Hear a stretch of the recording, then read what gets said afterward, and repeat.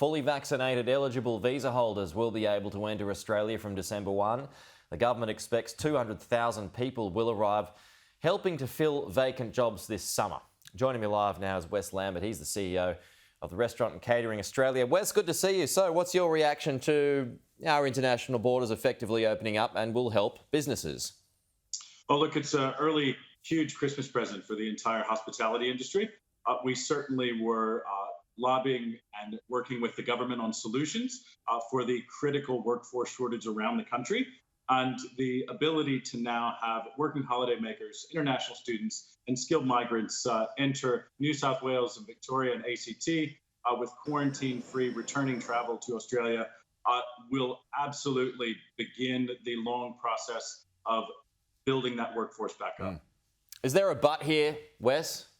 Anything you're concerned about? There's really no buts. The state and federal governments have done an amazing job at rolling out skills and training programs like the PATH program that Restaurant and Catering is doing, and many other organizations. So we're doing the right thing. We're trying to skill up and train up Australians to fill those jobs. But at the same time, hospitality businesses were crying out for workers that they normally relied on. For decades, Australia has relied on a migrant workforce in skilled migrants, international students, and working holidaymakers. According to the ATO, there were only 287 working holidaymaker visa tax returns filed on 30 June this year, when it's normally 100,000. So it certainly will begin to get us back where we need to be. Are you expecting relief immediately for those businesses? Oh, look, there's no way to expect that on the 1st of December, there'll be 100,000 people back in Australia to fill those jobs. We expect that the international students will return around February for the next term. We know that there's under 3,000 active working holidaymaker visas outside the country at the moment. So people will have to apply and begin to come back in. And certainly the skilled migrants who already have approved visas, look, they can begin to come and work for those businesses that sponsored them. So we do expect that there will be an influx from December, and then we'll begin to see quite a avalanche of people coming back from February, and hopefully by mid-year 2022, we will have filled that workforce shortage. Yeah, when I say immediate, there will be assistance coming for New South Wales and Victoria, but there is going to be a lag for those other states too.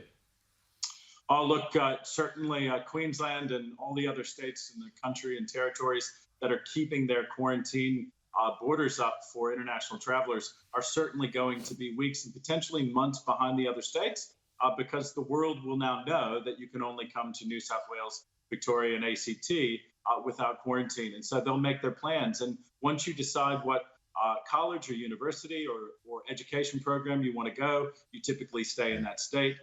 Once you get sponsored as a skilled migrant, you typically stay in the state you arrive at.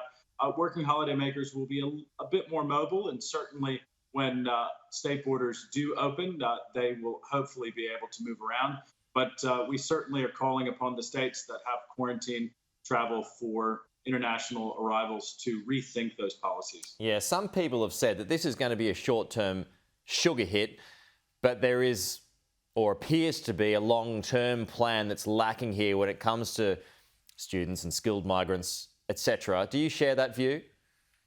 Oh, look, we do know that the government is working on lots of plans to return the workforce to Australia and get that net migration positive again. And certainly the Immigration Minister, Alex Hawke, is doing the right thing and absolutely working in the right direction.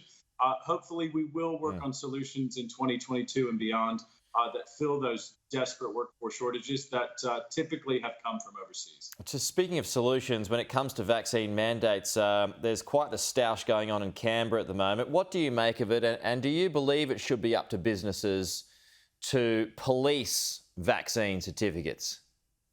Oh, look, that's a very broad and wide question, and we certainly have seen success in New South Wales and Victoria with vaccine rates and with the vaccine percentages in those states. So certainly having a public health order in place means that the businesses don't have to pick and choose, and the businesses don't have to worry about having to make those decisions on their own. Look, ultimately, Australia needs to get fully vaccinated. It would be amazing if the entire country was 90, 95, 100% of the entire population. Most of us have had lots of childhood vaccinations, and it's quite normal. So we think that will take time, but ultimately, the public health orders have gone a long way to ensuring that populations are vaccinated and we can get back to normal. I like the pin on your lapel, Wes. Is that a fork? It is, and if you ask where the knife is, it ran away with the spoon. Ah, okay. You've been asked that before, it would seem. I like it though. Thank Wes, appreciate it. Thank you.